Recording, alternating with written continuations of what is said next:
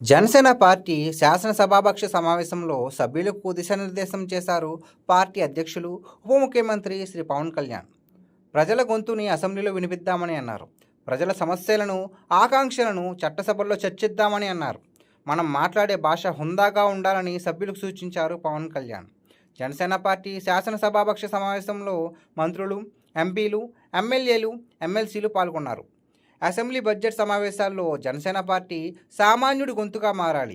ప్రజల సమస్యలతో పాటు వారి ఆశలను, సంక్షేమాన్ని చట్టసభల్లో వినిపించేలా ఎన్నికైన ప్రతి శాసనసభ్యుడు ఉండాలని అన్నారు పవన్ కళ్యాణ్. చట్టసభల్లో ఎంత విలువైన చర్చలు జరిగాయో ఒకసారి అందరూ పరిశీలించాలని అన్నారు. సమస్యలపై అవగాహన పెంచుకొని చర్చల్లో పాల్గొనాలని సభ్యులకు సూచించారు. సోమవారం నుంచి బడ్జెట్ సమావేశాలు మొదలు కాబోతున్న తరుణంలో జనసేన పార్టీ శాసనసభాపక్ష సమావేశం ఆదివారం సాయంత్రం జనసేన పార్టీ కార్యాలయంలో జరిగింది. ఈ సమావేశంలో ముందుగా పార్టీ పిఎస్సి చైర్మన్, పౌర సరఫరాల శాఖ మంత్రి శ్రీ నాదెండ్ల మనోహర్ స్వాగత ఉపన్యాసం ఇచ్చారు. అంతేకాదు బడ్జెట్ సమావేశాల్లో పార్టీ విధి విధానాలను అనుసరించి చర్చల్లో బలంగా పాల్గొనాలని అన్నారు. పవన్ కళ్యాణ్ గారి దిశానిర్దేశంలో ముందుకు వెళ్లాలని సభ్యులు సూచించారు.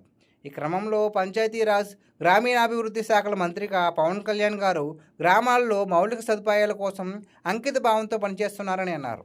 రాష్ట్ర అభివృద్ధి కోసం మనమందరం కట్టుబడి ఉండాలని అన్నారు నాదెండ్ల మనోహర్. ఈ సమావేశంలో పవన్ కళ్యాణ్ మాట్లాడుతూ, శాసనసభ్యులు మాట్లాడే ప్రతి పదం ఎంతో ప్రభావవంతమైంది. అందుకే చట్టసభల్లో మాట్లాడే భాష, వాడే పదాల విషయంలో జాగ్రత్తగా ఉండాలని సభ్యులకు సూచించారు. హుందా భాష, గౌరవవంతమైన పదాలను నాతో సహా ప్రతి ఒక్కరూ వినియోగించాలని అన్నారు పవన్ కళ్యాణ్. వైసీపీ దిగజారుడు భాష వాడింది, ఆ తరహా భాష మనకు వద్దని అన్నారు పవన్ కళ్యాణ్. అందుకే ఈ సమావేశంలో భాగంగా వైసీపీ హయాంలో అసెంబ్లీ ప్రజాప్రతినిధులు అప్పట్లో వాడిన భాష, వ్యవహరించిన తీరు అంతా ప్రజలు చూశారని, అందుకే వారు పూర్తిగా బురదలో కురుకుపోయారని అన్నారు పవన్ కళ్యాణ్. వారి బురద మనకు అంటించాలని చూస్తున్నారు. వారి బురద రాజకీయాలకు పడకుండా వారు ఎంత రెచ్చగొట్టినా హుందాగా వ్యవహరించాలని అన్నారు పవన్ కళ్యాణ్.